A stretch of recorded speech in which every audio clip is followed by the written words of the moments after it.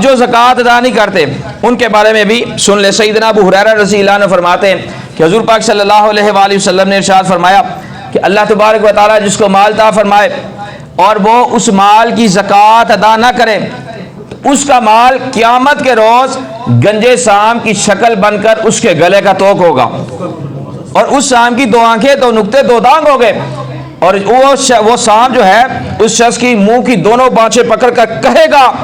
کہ میں تیرا مال ہوں، میں تیرا خزانہ ہوں۔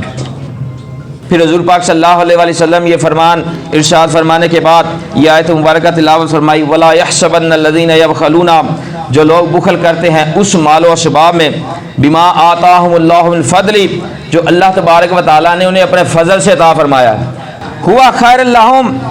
آقا علیہ الصلوۃ والسلام فرماتے ہیں اللہ تبارک و تعالیٰ فرماتا ہے وہ اسے اچھا نہ سمجھے،